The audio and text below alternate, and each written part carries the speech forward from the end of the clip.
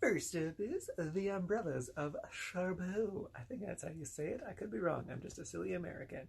So this is a 1964 movie from France, and it's an opera. It is definitely an opera and not a musical. Why? Because they literally sing every single word. For whatever reason, everyone wants to call it a musical, but it's not a musical. It's an opera. I'm sorry, it's not 3 hours long and in Italian, but this is an opera. Anyway, so Brie Larson actually recommended this the other day. She was on Hot Ones and she was like, "Oh, this is a good movie," and I was like, "Oh, I'll watch that." And it was delightful. I really enjoyed this movie. The basic premise is there's this young couple. She's 17, he's 20, and they're just like madly in love. They like just met. They've gone on a couple dates, but they're like, "Hey, let's get married." And it's all about like just young love and just like that young passion and ridiculousness of it all. And it's great. And what really makes it so great is you keep thinking it's going to go in one direction, like it's like just any other rom-com, but no, it goes in really unexpected and really great directions. And just like the overall story is lovely. I loved all the characters. I kind of liked him more than her, even though she's more the lead. Um, I'd say the best singer though is probably the mother. She was incredible. I like how much she actually plays into it, and like I love everything with her. An important thing you need to talk about when talking about this movie is just the freaking colors. So like this poster kind of doesn't do a good example of it, but like it's like an absurd amount of colors. Like the house that she lives in, it's just like there's so many shades of pink, and then like they're wearing shades of pink, and it's just kind of crazy how it all works together so perfectly. And then like there's a different room where it's just shades of blue, and it's just like the set design is just incredible. That like you should watch this movie alone just for all the beautiful colors.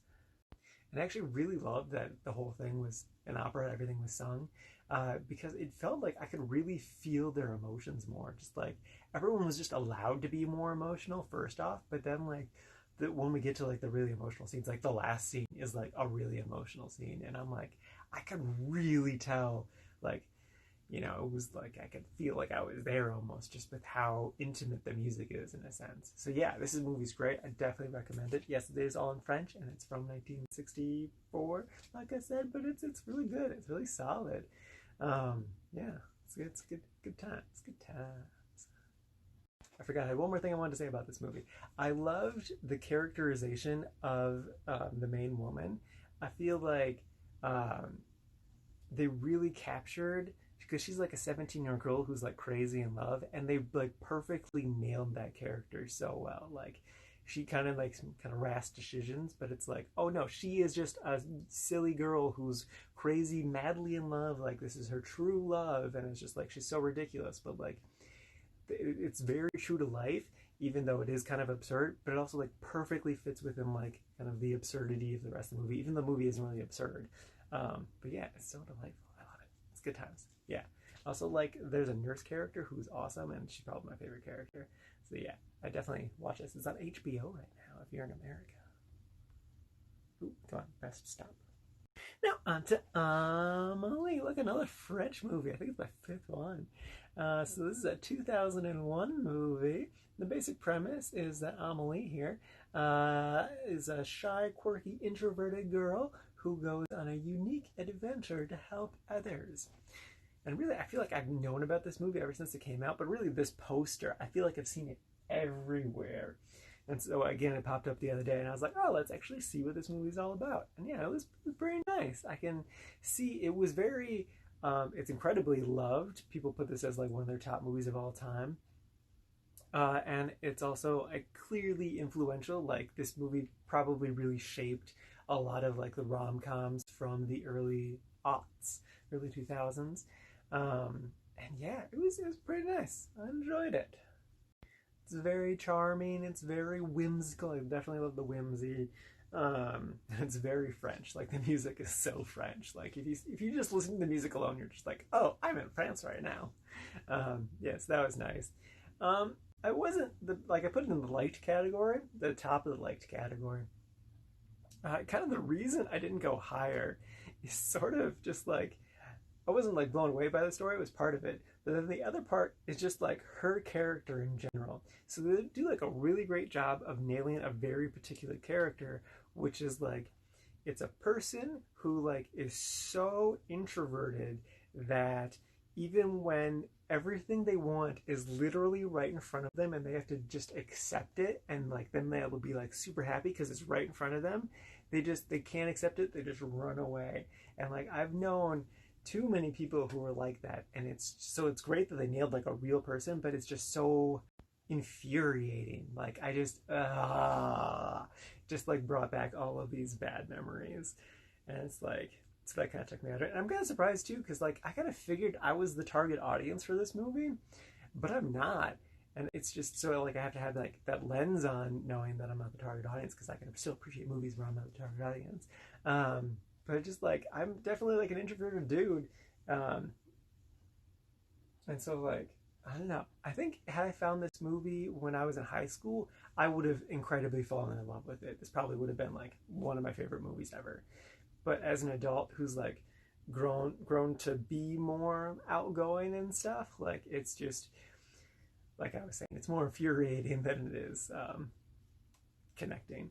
But it's still a good movie, still a solid movie. I can definitely understand why other people love it. It's just I didn't connect with it as much as other people. So yeah, this looks intriguing, I would definitely give it a recommend if you want. Oh my god, it's so hot in here. Hey, look, it's James Dean. It's a dumb joke. Anyway, look, it's East of Eden.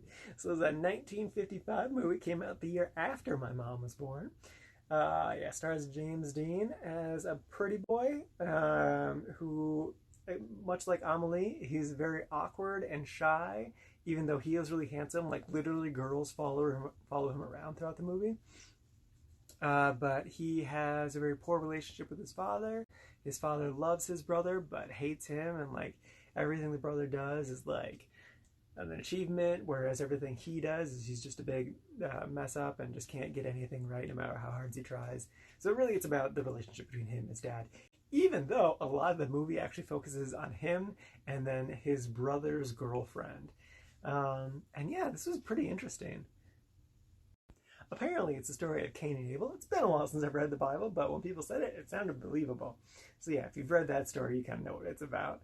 But yeah, it was pretty good. It kind of felt like a play, and the movie kind of lost me a bit at the end there when it kind of started focusing more on the dad and that stuff.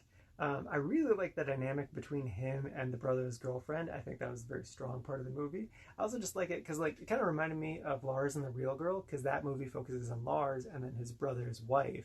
And just kind of a dynamic you don't really see that often, because most stories kind of focus on like siblings and not really like in-laws. And then it was also interesting how race played into this, because it was something I was trying to pay attention to just because, you know, it's an older movie, so I wanted to see how they deal with stuff. And I was surprised by the second line of the movie was actually delivered by a black woman.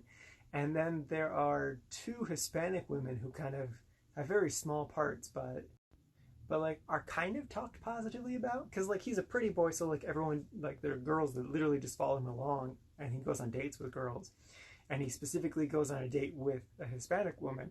He does kind of abandon her, but I think I don't think it has to do with race. And then like the girl he kind of hangs out with after abandoning her, she kind of like compliments the hell out of her. So I thought that was kind of interesting. And then just speaking of James Dean, his looks, I was kind of expecting him to be more handsome. Like I felt the dude from Umbrellas, I thought he was more handsome than him. Though I did like his hair, specifically when one of the characters was like, "Oh, your hair's kind of messed up." I was like, "Oh, I actually really like his hair right now."